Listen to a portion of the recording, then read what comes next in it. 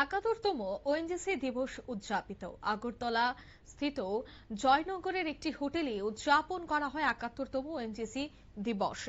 ONGC pensioners association আগরতলার উদ্যোগে এই উপলক্ষেই তারা এই অনুষ্ঠানটির আয়োজন করেন, যেখানে উপস্থিত ছিলেন প্রজেক্ট ম্যানেজার কমল গুপ্তা, এডমিন বিজয় কুমার ধর, ওএনজিসি পেনশনের অ্যাসোসিয়েশন সভাপতি শেখর দত্ত, সাধারণ সম্পাদক তুষার দত্ত মজুমদার সহ অন্যান্যরা। পেনশন অ্যাসোসিয়েশন আগরতলা এর উদ্যোগেই ওএনজিসির 71তম প্রতিষ্ঠা দিবস উপলক্ষেই জয়নগরে এই অনুষ্ঠানকে কেন্দ্র করে কর্মী এবং যারা পেনশনার্স রয়েছেন তাদের মধ্যে মত বিনিময় এবং আগামী দিনের তাদের দাবি দেওয়া, সুবিধা অসুবিধা সবটা বিষয় নিয়ে কিন্তু আলোচনা করেন। কি উঠে আসছে বিস্তারিত শোনাবো। আজকে আমাদের ওএনজিসির 71তম প্রতিষ্ঠা দিবস। এই প্রতিষ্ঠা দিবস উপলক্ষে আমরা আজকে এই প্রোগ্রামটা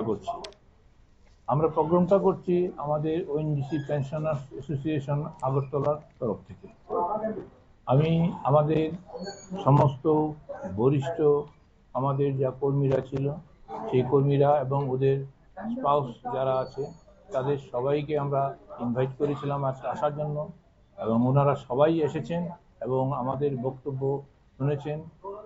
বক্তব্য বলতে আমাদের যে বয়স্ক বরিষ্ঠ লোকদের যে যতগুলি অসুবিধার সম্মুখীন তারা হন, তাদের স্বাস্থ্য সম্পর্কিত এবং অফিসিয়ালি আইনগত সম্পর্কিত অনেক কিছু বুঝতে পারেন না, বা অনেক অজ্ঞতার কারণে ওনাদের নিজেদের যে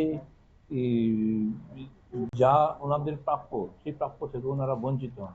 আমরা এই বিষয়ে সবাইকে সচেতন করার চেষ্টা করি এবং যথাযথভাবে ওদেরকে সাহায্য করার চেষ্টা করি। এই আমাদের মূল উদ্দেশ্য। আমার নাম শেখর দত্ত।